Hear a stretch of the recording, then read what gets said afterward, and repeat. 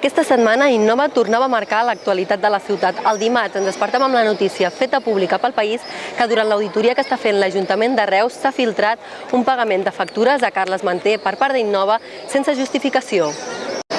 L'alcalde de Reus compareixia el dimecres per donar explicacions sobre el tema i explicar les mesures que prendrà des del govern. Deixa clar en un principi que els fets que em referiré són responsabilitat de l'anterior govern de Reus i del seu alcalde. Entre abril de 2007 i el juny de 2011, Innova va pagar 720.120,82 euros més IVA a l'empresa CCM Estratègies i Salut per suposats serveis de consultories estratègiques. I entre juny de 2007 i desembre de 2010, Innova va pagar 387.000 euros més IVA a Jorge Batesteza, arquitecte, per uns suposats serveis d'assessorament tècnic. Dit això, dir-los que el govern treballa i treballarà amb responsabilitat i rigor, però també amb discreció i transparència que requereix el fet aquest i qualsevol altre. Que també crec que no hem acabat aquí.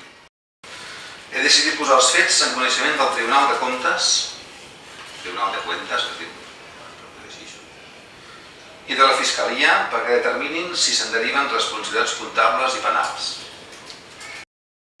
Dit això, referint-me al Partit Socialista, espero un acte de contrició pública dels responsables de l'anterior govern i dels responsables del Partit Socialista de Catalunya a la ciutat de Reus per tot el mal que estan fent a Reus en aquest moment, que sàpiguen demanar perdó i que tinguin una actitud humil i responsable, els demano pel bé de la ciutat, si realment se l'estima. A Reus a Prop Notícies parlem amb els dos portaveus dels partits de l'oposició que ja han presentat denúncies sobre aquest cas. Nosaltres tornem a plantejar la necessitat de que l'Ajuntament i Innova siguin transparents perquè si realment la senyora Teresa Gomis, al capdavant del grup Salut, es demostra que el seu silenci a l'hora de donar-nos la informació pot encobrir una activitat delictiva, emplaçarem el senyor alcalde, sense cap dubte, a demanar la dimissió de la senyora Teresa Gomis al capdavant de la presidència del grup Salut.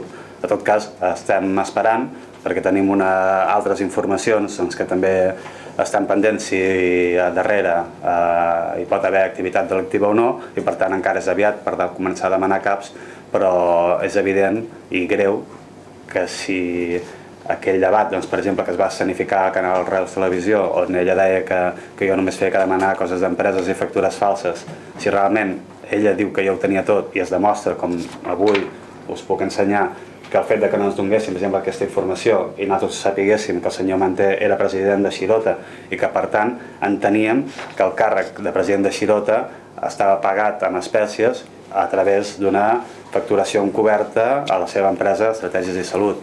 Tot això, nosaltres, és el treball de l'oposició, és fiscalitzar l'obra de govern i tenint en compte que el 75% del pressupost el gestiona Innova, ho hem de fer-ho. I tenint en compte que els antics consellers no ho van fer, encara hem de fiscalitzar l'obra de l'anterior govern. Hem adreçat un escrit a la fiscal que té les diligències obertes aquí a Reus i en aquest escrit fem un recull de premsa de tot el que ha sortit al País i altres mitjans digitals com per exemple el debat.cat i el del Camp i d'altres, i presentem també el document que té la companya en el qual s'evidencia la relació entre Josep Prat Domènech i Carles Manté a través de l'empresa Xirota.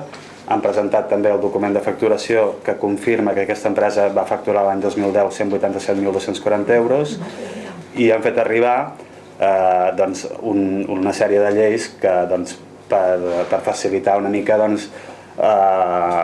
treball a la fiscal que fan referència al règim d'incompatibilitats que podria afectar els càrrecs que treballen a l'administració.